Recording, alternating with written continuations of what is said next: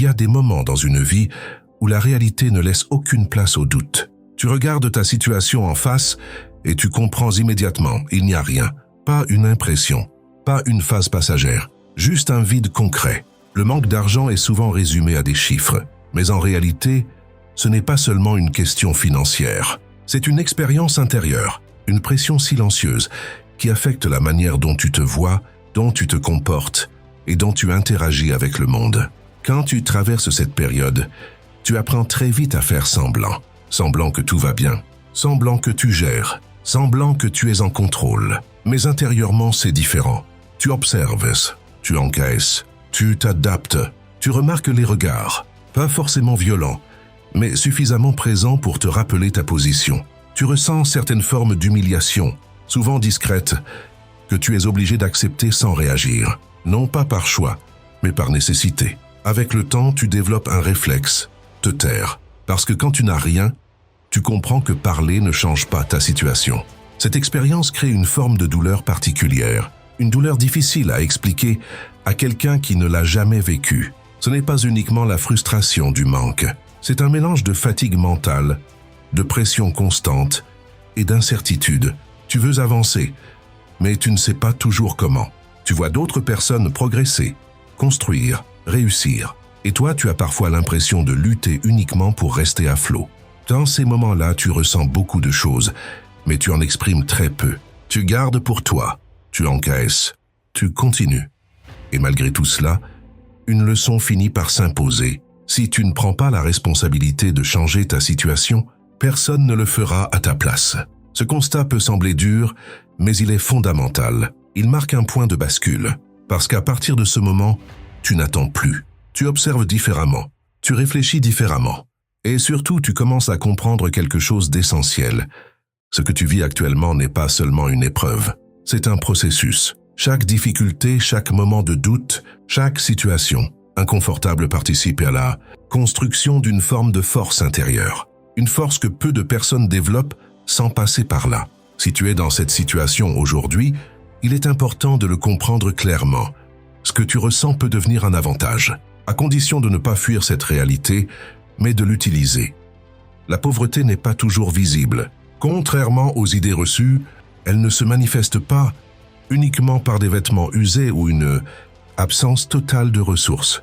Dans beaucoup de cas, elle est discrète, silencieuse, presque invisible aux yeux des autres. Une personne peut sourire, discuter, plaisanter, et pourtant traverser une période extrêmement difficile. C'est ce qui rend cette expérience particulièrement complexe. Elle se vit souvent dans l'isolement. Il existe une forme de pression constante quand on manque de moyens. Chaque décision, même la plus simple, demande réflexion. Chaque dépense devient un calcul. Chaque imprévu peut déséquilibrer une situation déjà fragile. Mais au-delà de l'aspect matériel, il y a un impact plus profond. La pauvreté affecte la perception de soi. Progressivement, sans forcément s'en rendre compte, une personne peut commencer à douter de sa propre valeur. Elle peut hésiter à s'exprimer, à prendre sa place ou même à poursuivre certaines opportunités simplement parce qu'elle ne se sent pas légitime. Ce phénomène est rarement abordé, mais il est central. Le regard des autres joue également un rôle important. Même lorsqu'il n'est pas explicite, il peut être ressenti. Une remarque anodine, une attitude, une comparaison implicite. Et le message est compris. Avec le temps, cela crée une forme d'usure mentale. Certaines humiliations sont visibles, mais les plus marquantes sont souvent silencieuses. Ce sont celles que l'on garde pour soi, celles que l'on ne raconte pas, celles que l'on intériorise. On apprend à encaisser, on apprend à éviter certaines situations, on apprend à se protéger, parfois en se fermant. Ce mécanisme est compréhensible. Il permet de continuer à avancer malgré les difficultés, mais il a un coût. Car à force de s'adapter, de se contenir et de minimiser ses propres besoins, une chose essentielle peut être touchée, la dignité. Et c'est là que réside le point le plus critique. Le manque d'argent est une contrainte, mais la perte de dignité est une blessure. Une blessure qui peut influencer les décisions, les relations et la manière d'envisager l'avenir. C'est pourquoi il est important de reconnaître cette réalité sans la nier. Non pas pour s'y enfermer, mais pour en prendre pleinement conscience. Car tant que cette douleur reste floue, elle agit en arrière-plan. Elle influence sans être comprise. Mais une fois identifiée, elle peut être transformée. Comprendre que cette expérience est réelle, qu'elle a un impact et qu'elle ne définit pas définitivement une personne. C'est le premier pas vers un changement plus profond. La pauvreté peut fragiliser, mais elle peut aussi éveiller une lucidité que peu de personnes développent autrement. Et cette lucidité, si elle est bien utilisée, peut devenir une force. Toute expérience difficile porte en elle un enseignement. La pauvreté ne fait pas exception. Même si elle est inconfortable, parfois injuste et souvent épuisante, elle agit aussi comme un environnement d'apprentissage intensif. Elle impose des contraintes, et ce sont précisément ces contraintes qui développent certaines capacités. La première est la résilience. Quand les ressources sont limitées, abandonner n'est pas toujours une option. Il faut continuer, malgré l'incertitude, malgré la fatigue, malgré les échecs. Cette répétition crée une forme d'endurance mentale. On apprend à encaisser sans s'effondrer. On apprend à continuer, même sans garantie de résultat. Avec le temps, cela construit une stabilité intérieure. Pas une absence de difficulté, mais une capacité à ne pas être totalement déstabilisé par elle. La deuxième capacité développée est l'adaptation. Dans un environnement instable, la rigidité devient un handicap. Il faut ajuster ses choix, revoir ses priorités, trouver des alternatives. Ce processus permanent oblige à réfléchir différemment. On devient plus attentif aux opportunités. On apprend à utiliser ce qui est disponible, même en quantité limitée. Cette flexibilité est précieuse. Dans un monde en constante évolution, savoir s'adapter est un avantage majeur. La troisième compétence, souvent sous-estimée, est la débrouillardise. Quand les solutions évidentes ne sont pas accessibles, il faut en créer d'autres. Cela demande de l'ingéniosité, de l'observation et une certaine prise d'initiative. On développe une capacité à résoudre des problèmes avec peu de moyens. On apprend à faire plus avec moins. Cette compétence bien maîtrisée devient un véritable levier de progression. Cependant, il est important de clarifier un point essentiel. Ces qualités ne doivent pas être une justification pour rester dans cette situation. La pauvreté peut enseigner, mais elle ne doit pas devenir une zone de confort. S'habituer à survivre ne doit pas empêcher de chercher à évoluer. Il existe un risque réel, celui de normaliser la difficulté. Lorsqu'une personne s'adapte trop longtemps à un environnement limité, elle peut finir par réduire ses ambitions. Non pas par manque de potentiel, mais par habitude. C'est pourquoi il est nécessaire de garder une distinction claire.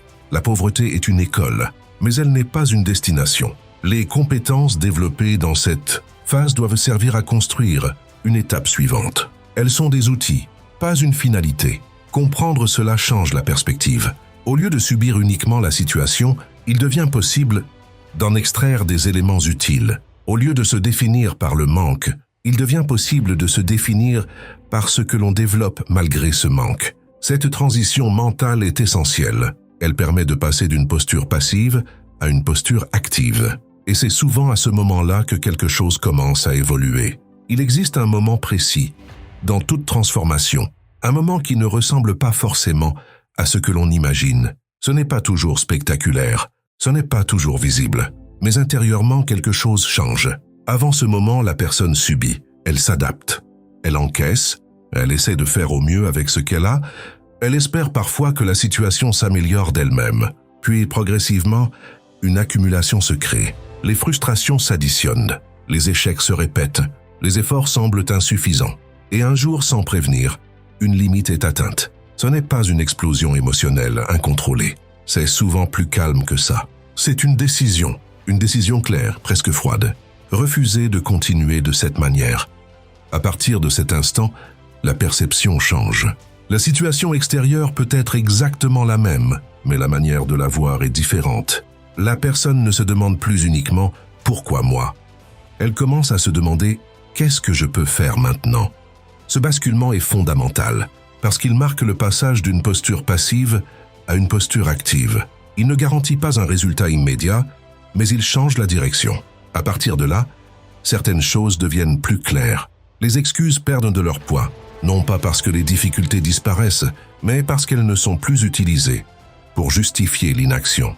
La responsabilité prend plus de place. Cela ne signifie pas que tout dépend entièrement de soi, mais que la part sur laquelle on peut agir devient prioritaire. C'est également à ce moment que la discipline commence à apparaître, pas comme une motivation soudaine et intense, mais comme une nécessité, une structure. Faire ce qui doit être fait, même sans envie, avancer, même lentement, répéter, même sans résultat immédiat. Cette phase est exigeante parce qu'elle demande de renoncer à certaines habitudes, de revoir son environnement, de prendre des décisions inconfortables, mais elle est aussi libératrice, car pour la première fois, la personne ne se contente plus de subir sa situation, elle commence à y répondre. Il est important de comprendre que ce déclic n'est pas un événement magique, c'est une prise de conscience, un point de départ.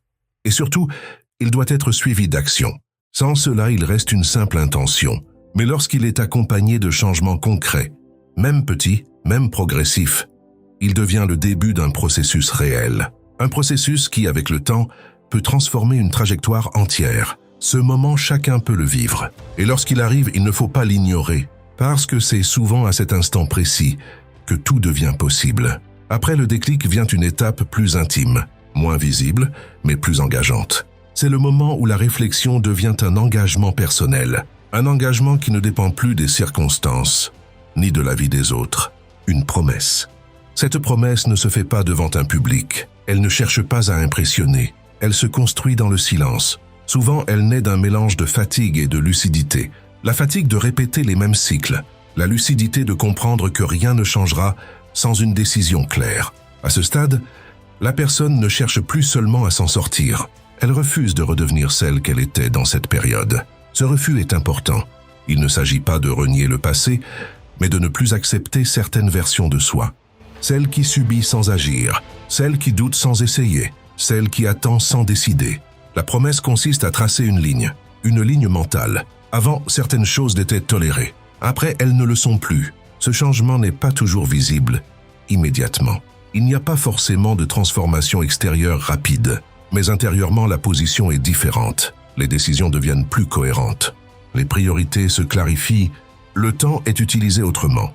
Ce type de promesse a une particularité. Elle engage sur le long terme. Ce n'est pas une motivation passagère. Ce n'est pas une réaction émotionnelle à un moment difficile. C'est une orientation. Un choix répété, jour après jour. Il est possible de douter, de ralentir, de rencontrer des obstacles. Mais la direction reste la même. Cette promesse agit comme un point de référence. Quand la fatigue revient, elle rappelle pourquoi le chemin a été commencé. Quand les distractions apparaissent, elle recentre sur l'essentiel. Quand les résultats tardent, elle maintient la constance. Avec le temps, elle renforce la cohérence entre les intentions et les actions. Et c'est cette cohérence qui produit des changements réels. Il est important de comprendre que cette étape ne demande pas d'être parfait. Elle demande d'être honnête. Honnête sur sa situation. Honnête sur ses choix.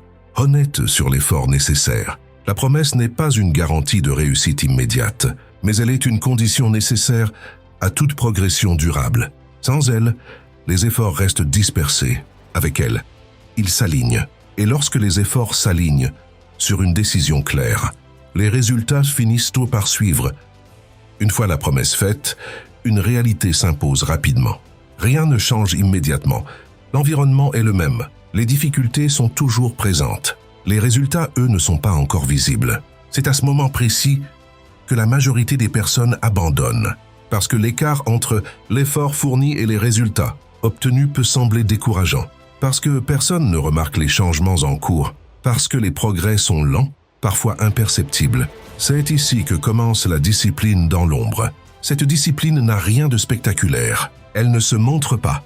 Elle ne reçoit pas d'applaudissements. Elle consiste à faire ce qui doit être fait, de manière répétée, même lorsque rien ne semble évoluer. Se lever et agir sans motivation particulière. Respecter ses engagements sans validation extérieure. Continuer malgré la fatigue et les doutes. Ce type d'effort est difficile.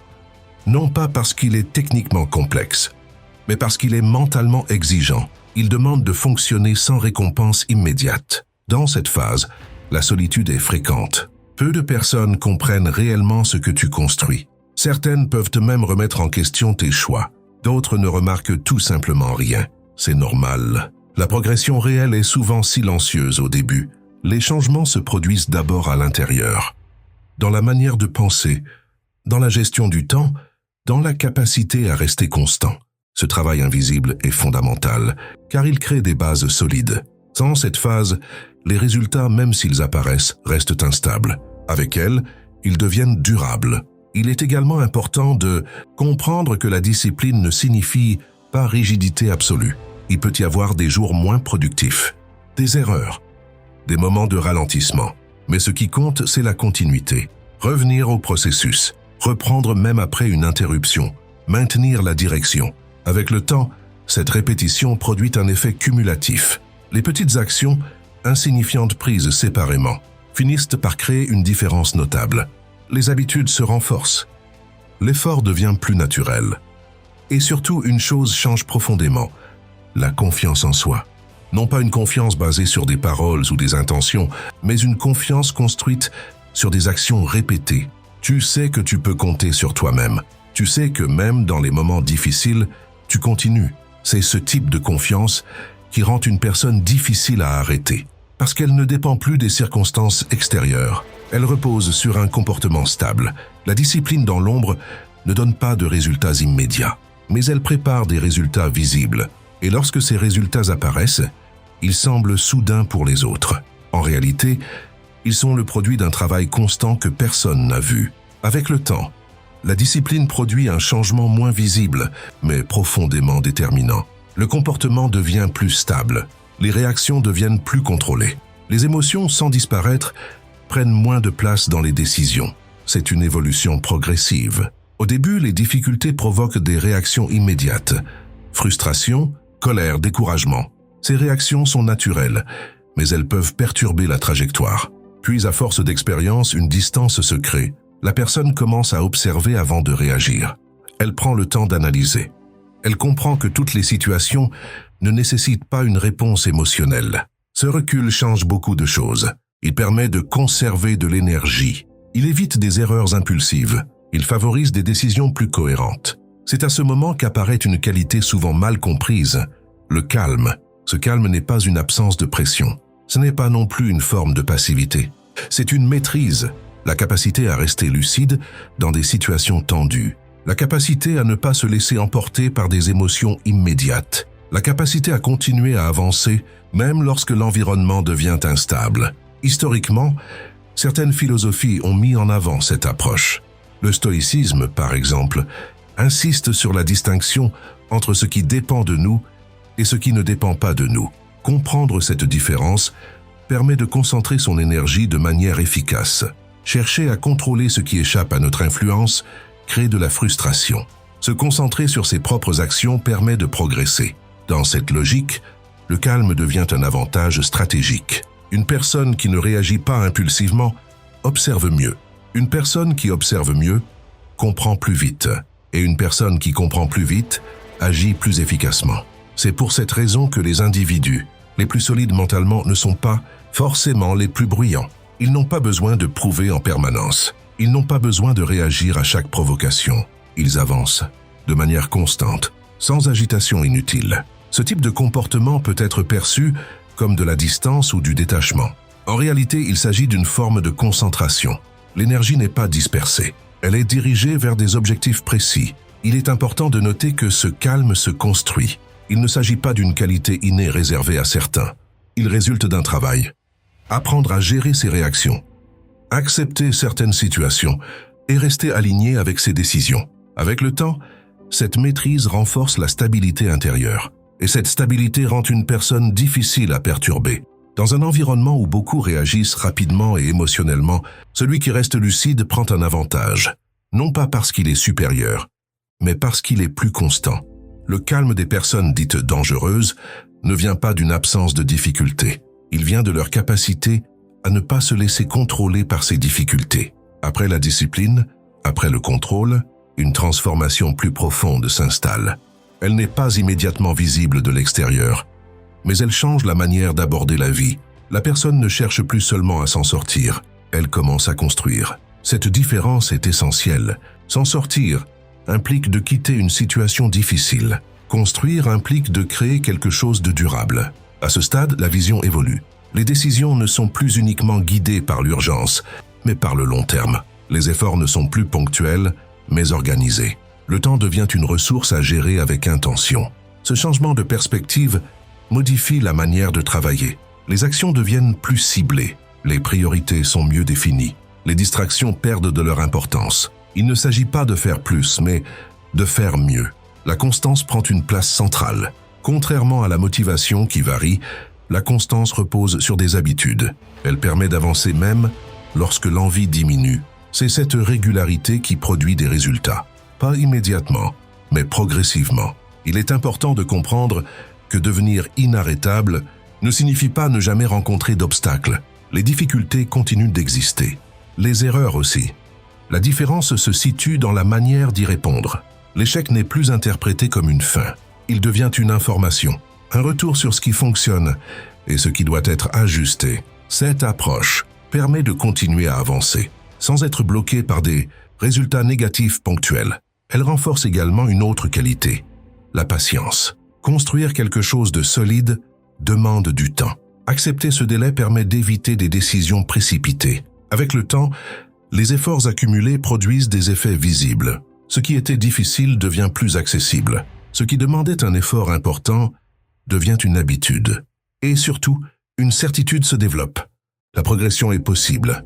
Cette certitude ne repose pas sur des paroles, mais sur l'expérience. Elle rend la personne plus stable, plus confiante et plus résistante aux variations extérieures. C'est dans cet état que le terme inarrêtable prend son sens, non pas parce que la personne est parfaite, mais parce qu'elle continue, elle avance, malgré les obstacles. Elle s'ajuste lorsque c'est nécessaire. Elle reste engagée dans sa trajectoire. Et cette continuité, sur le long terme, crée une différence significative. Devenir inarrêtable, ce n'est pas atteindre un état exceptionnel inaccessible. C'est développer une manière de fonctionner, une manière de penser, d'agir et de persister. Et cette manière, une fois installée, transforme durablement une trajectoire. Avec le recul, certaines expériences prennent un sens différent. Des moments qui semblaient uniquement difficiles, voire injustes, apparaissent progressivement comme des points de départ. Non pas parce qu'ils étaient souhaitables, mais parce qu'ils ont provoqué une transformation. La pauvreté fait partie de ces expériences. Elle expose des limites, elle confronte à des réalités inconfortables, elle oblige à se poser des questions que l'on aurait peut-être évitées dans un contexte plus stable. Mais elle révèle aussi des capacités. La capacité à encaisser sans abandonner, la capacité à s'adapter dans des environnements incertains, la capacité à continuer, même lorsque les conditions ne sont pas favorables. Ces éléments, pris séparément, peuvent sembler ordinaires, mais combinés sur la durée, ils créent une base solide, une base sur laquelle il devient possible de construire. Il est important de ne pas idéaliser cette période. Elle reste difficile, parfois éprouvante, mais il est tout aussi important de ne pas la réduire uniquement à ses aspects négatifs, car elle peut marquer le début d'un changement réel, à condition de ne pas rester passif face à elle, à condition de prendre la responsabilité de sa trajectoire. Le chemin n'est pas immédiat, il demande du temps, de la constance et des ajustements. Mais chaque étape compte, chaque décision cohérente renforce la direction, chaque effort répété stabilise la progression. Et avec le temps, une différence apparaît, pas forcément spectaculaire au départ, mais suffisamment significative pour modifier une trajectoire. Il est possible de passer d'une situation subie à une situation construite. Ce passage ne dépend pas uniquement des circonstances extérieures. Il dépend en grande partie de la manière dont une personne utilise ce qu'elle traverse. C'est là que se situe le point essentiel. Une situation ne définit pas définitivement une personne. Elle influence, elle conditionne parfois, mais elle ne fixe pas une finalité. Ce qui fait la différence, c'est la réponse apportée. Refuser de rester dans une position subie, décider d'agir, même progressivement, maintenir une direction malgré les difficultés. Ces choix répétés dans le temps produisent des résultats, et ces résultats, à leur tour, renforcent la capacité à continuer. Si tu es actuellement dans une période difficile, il est essentiel de garder cela en tête. Ce que tu vis aujourd'hui ne représente pas nécessairement la suite. C'est une phase qui peut devenir un point d'appui, à condition de ne pas s'y installer définitivement, à condition de l'utiliser comme un levier. La progression n'est pas immédiate, mais elle est possible. Et dans certains cas, les trajectoires les plus solides commencent précisément dans les moments les plus instables.